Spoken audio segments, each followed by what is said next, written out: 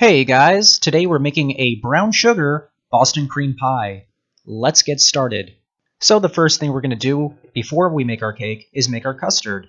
We're going to take some light brown sugar, some all-purpose flour, some salt, unsalted butter, an egg, milk, and vanilla extract. And I'm just going to mix that in a small saucepan, put that over medium heat, and literally just keep whisking until you get a nice thick custard. Take it off the heat and keep whisking, and then just go ahead and put that in a bowl.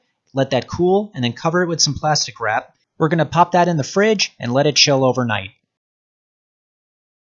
Now, let's talk about cake. We're making a vanilla cake for this recipe, and just to let you know, I did make another cake before this one, and it did not come out right. It was very thick, very dense, the taste wasn't there, and, well, I was just getting very mad at this point because I've been trying to work on a good vanilla cake recipe for about 2 years now, and it's been mocking me, and I don't know why. So, while I was on the verge of canceling this video, I actually now have a good vanilla cake recipe. Took long enough, so I've got some all-purpose flour, salt, baking soda, baking powder, granulated sugar, light brown sugar, eggs, vegetable oil, milk, and some vanilla extract.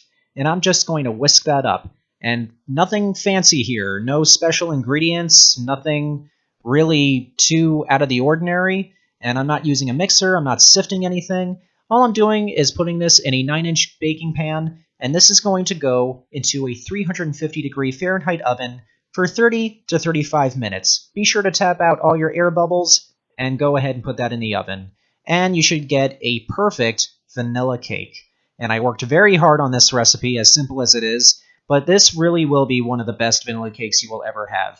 It has a great, nice, spongy texture, it's moist, and it has a nice, strong vanilla flavor. Now, I'm going to let that chill in the fridge overnight along with my custard, and the next morning I took a serrated knife and I just cut that in half. Now be sure to take your knife and just turn the cake very carefully as you're cutting it so that you can go through nice and clean. That way you don't have to worry about destroying the cake in the process. Now I'm going to take my custard and I'm just going to spread that all around. You're going to use all of your custard.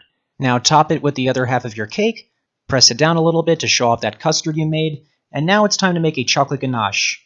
And I'm going to take some heavy cream and some semi-sweet chocolate chips. And after the heavy cream has heated up, I'm going to pour that over my chocolate chips. And I'm going to let that sit for about 3 minutes. Make sure all of your chips are coated with the heavy cream. Take a small whisk and just mix that up. It's going to start out looking kind of weird, but as you keep mixing, you're going to get a beautiful looking chocolate ganache. And just let it cool off for a couple of minutes before putting it on top of the cake.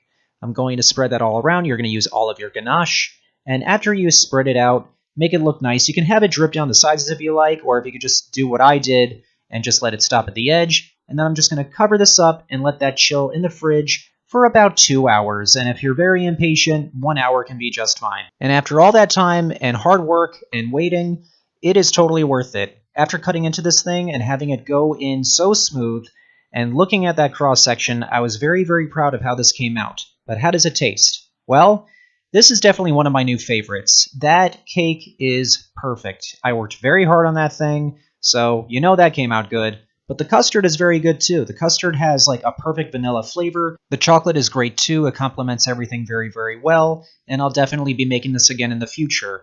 Now, if you don't want to use semi-sweet chocolate like I did, you can use bittersweet. That is really good too, but it's not overly sweet.